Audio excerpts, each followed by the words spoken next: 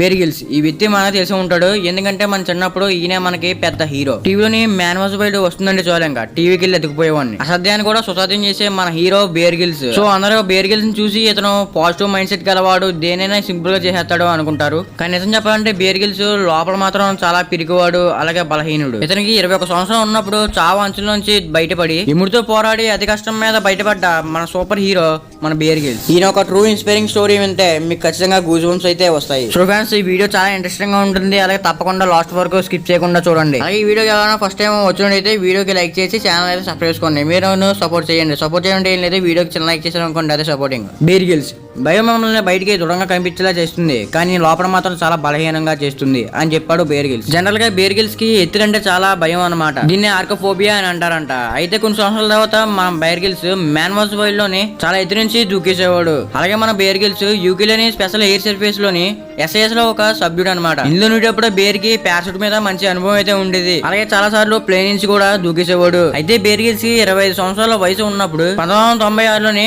జాంబియాలోని bear కి ఒక machine వచ్చింది. దాని కారణంగా బేర్ ఉన్న ప్లేన్ నుంచి ఒకసారిగా 16,000 మీటర్ నుంచి దూకేశాడు. ఫస్ట్ 16,000, దాని తర్వాత 10,000, దాని తర్వాత 5,000 మీటర్లో ఉన్నప్పుడు మన బేర్ తన దగ్గర ఉన్న పారాషూట్ అయితే ఓపెన్ చేశాడు. కానీ ఆ పారాషూట్ ఓపెన్ చేసి ఎంతసేపు అయినా తన స్పీడ్ మాత్రం అసలు తగ్గుతలేదు. ఏంటని బేర్ పైకి చూస్తేనే పారాషూట్ అనేది సగం ముడతడిపోయి సగం ఓపెన్ అయిపోయి ఉంది. ఇంకా బేరు భూమికి చాలా దగ్గరగా వస్తున్నాడు. బేర్కి ఇంకా చాలా భయం వేసేస్తుంది. అసలు ఆ పరిస్థితుల్లో బేర్కి ఏం చేయాలో అసలు ఏమీ అర్థం అవ్వలేదు. ఒక్కసారిగా అంత పైనుంచి బేర్ యొక్క ఎనుమకు వచ్చి నేలకి తాకింది. అంతే, ఇంకంతా చుట్టుపక్కల మొత్తం నిశ్శబ్దంగా మారిపోయింది. దాని తర్వాత బేర్ కొలితే చూస్తే తన బ్యాక్ సైడ్ మొత్తం విపరీతమైన నొప్పి వస్తుంది. ఆ నొప్పి తట్టుకోలేక బేర్ గట్టిగా అరుస్తూ ఏడుస్తూ ఉన్నాడు. తన చుట్టుపక్కల నుంచి ఎవరైనా వచ్చి తనకి హెల్ప్ చేస్తారేమో అని చెప్పి గట్టిగా అరుస్తూ ఉన్నాడు. అసలు నొప్పులు తట్టుకోవడం కంటే చచ్చిపోవడం బెటర్ అని ఒక ఇంటర్వ్యూలో చెప్పాడు. ఇంకా ఆ నొప్పిని భరిస్తూ ఉండగా వాళ్ళ ఫ్రెండ్స్ వచ్చి దాన్ని ఆఫ్రికాలో ఉన్న ఒక హాస్పిటల్లోకి అయితే తీసుకెళ్లారు. దాని తర్వాత డాక్టర్ వచ్చి తన వీప్ మీద ఒక ఇంజెక్షన్ అయితే చేశాడు. దాని తర్వాత బేర్కి ఇంకా నొప్పి జాయిగా తగ్గిపోతున్నాడు అనిపిస్తుంది. దాని తర్వాత బేరు నాకు ఇంకా నొప్పి తగ్గిపోతుంది అని అనుకుంటూ ఉన్నాడు. కానీ డాక్టర్ వెంటనే వచ్చి, చూడండి మీరు అసలు జీవితంలో ఇంకా అసలు నడవలేరు అని చెప్పాడు. ఆ మాట వినగానే ఇంకా బేర్కి నా జీవితం మొత్తం అయిపోయినట్టుంది అనుకున్నాడు.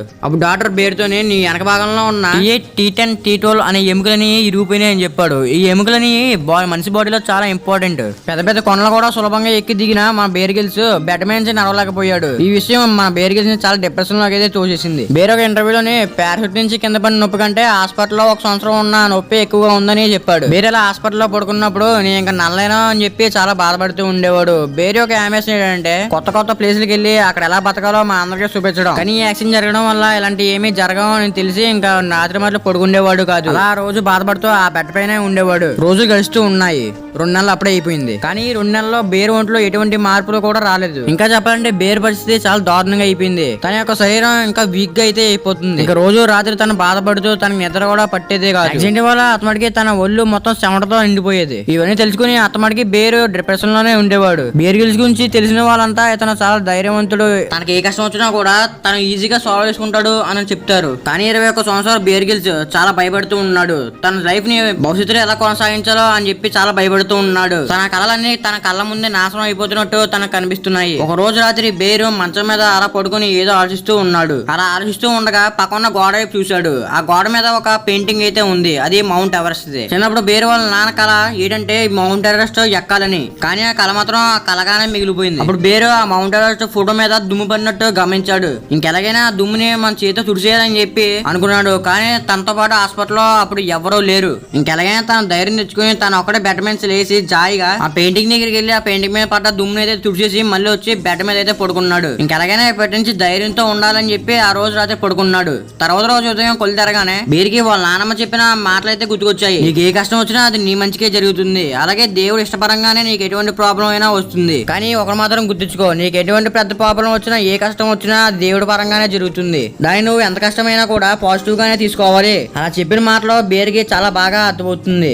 నేను అంత ఎత్తు నుంచి కింద పడినప్పుడు కూడా నేను చచ్చిపోవాలి, కానీ ఆ రోజు మాత్రం నేను చనిపోలేదు. ఎందుకంటే దేవుడు నాకు సెకండ్ ఛాన్స్ గానీ ఇస్తున్నాడేమో అని ఆలోచిస్తున్నాడు. ఇంకా అప్పటి నుంచి ఫ్యూచర్ గురించి ఆలోచించడం అయితే మానేశాడు. నేను మళ్ళీ స్పెషల్ ఫోర్సెస్ లో చేరగలనా, మళ్ళీ నేను నడగలనా అలాంటి ఆలోచనలో మానేశాడు. ఇంకా అప్పటి నుంచి బేరుకున్న స్ట్రెస్ లెవెల్స్ అని తగ్గిపోయాయి. అలాగే డిప్రెషన్ నుంచి కూడా బయటపడ్డాడు. తనకున్న నొప్పి జాయిగా తగ్గుతూ అలాగే తన బాడీ కూడా కొంచెం స్ట్రాంగ్ గా అయితే మారడం జరుగుతుంది. బాడీని నయం చేసుకునే ముందు తన బ్రెయిన్ ని స్ట్రాంగ్ గా ఉంచుకుంటే తన బాడీ ఆటోమేటిక్ గా స్ట్రాంగ్ అవుద్దని ఆలోచించడం మొదలు పెట్టాడు. ఇంకెలాంటి ఆలోచనతోనే బతకడం అయితే మొదలు పెట్టాడు. ఇంకా అప్పటి నుంచి బేర్ బాడీలో ఉన్న ఎముకలని జాయిగా జాయిన్ అవుతూ ఉన్నాయి. ఉండటంలో తన హెల్త్ కండిషన్ కూడా నార్మల్ గా అయిపోవడం మొదలు పెట్టింది. అప్పుడు వాళ్ళ ఫ్రెండ్ బేర్స్ తో ఈ మాట అన్నాడు, దేవుడు మనల్ని పుట్టించగలడు, చంపేయగలడు, అలాగే మళ్ళీ పునర్జన్మ కూడా ఇవ్వగలడు. ఇప్పుడు నువ్వు మళ్ళీ పునర్జన్మ ఎత్తావు. ఇప్పుడు నువ్వు అప్పుడే పుట్టిన చిన్నపిల్లలాగా లెక్క. సో ఇప్పటి నుంచి నువ్వు ఫ్యూచర్ లో ఏం జరుగుతుందో ఆలోచించడం మానే, ప్రస్తుతం గురించి ఆలోచించు. ఈ విషయాన్ని గుర్చేసుకుని బేర్ గిల్స్ ఆ గాయాల నుంచి బయటపడడం మొదలు పెట్టాడు. అప్పుడు బేర్ గిల్స్ ఒక గాయాలు మొత్తం లైట్ గా తగ్గిపోయాయి. బేర్ గిల్స్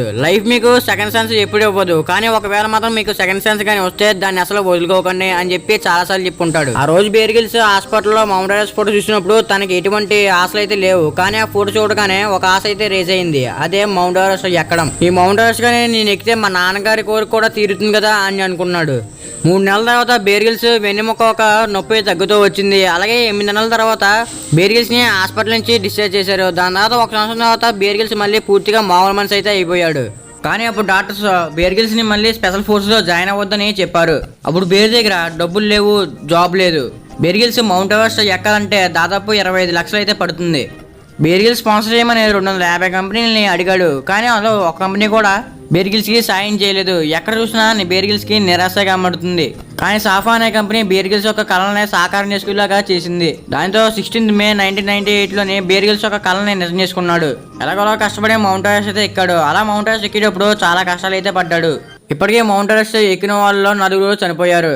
బేర్ గిల్స్ ఇంతకు ముందు 2 సార్లు మౌంట్ ఎవరెస్ట్ ఎక్కడానికి ట్రై చేశాడు, కానీ ఆ 2 సార్లు ప్రాణాల మీదకి తెచ్చుకున్నాడు. కానీ 3 సార్లు మాత్రం గట్టిగా ఎక్కేసి మౌంట్ ఎవరెస్ట్ ఎక్కిన బ్రిటన్ యంగెస్ట్ మ్యాన్ గా గుర్తింపు అయితే పొందాడు. తన కళను అయితే పూర్తి చేసుకున్నాడు. దాని తర్వాత సెమినార్స్ ని మోటివేషన్ ఇవ్వడానికి స్పీకర్ గా అయితే పిలిచేవారు. అలాగే బేర్ గిల్స్ మీద ఎన్నో బుక్స్ అలాగే బయోగ్రఫీలు కూడా రాశారు. దాని తర్వాత డిస్కవరీ మన బేర్ గిల్స్ ఒక ఛాన్స్ అయితే ఇచ్చింది, అదే మ్యాన్ వాజ్ వైల్డ్. అసలు నిజం చెప్పాలంటే ఈ మ్యాన్ వాజ్ వైల్డ్ వల్లే మన బేర్ గిల్స్ తెలుసు. ఈ మ్యాన్ వాజ్ వైల్డ్ షో వల్ల మన బేర్ గిల్స్ చాలా అయితే ఫేమస్ అయ్యాడు. సో వీడియో ఎంతే గాయస్, మీరు బేర్ గిల్స్ గురించి ఏమనుకున్నారో కామెంట్ లో చెప్పండి. నిజంగా బేర్ గిల్స్ వాళ్ళ నాన్నమ్మ చెప్పిన మాటలో మీరు ఖచ్చితంగా గుర్తుపెట్టుకోండి. అలాగే ఈ వీడియోని వదిలి వెళ్లే ముందు వీడియోకి చిన్న లైక్ చేసి వెళ్ళండి. Okay, bye.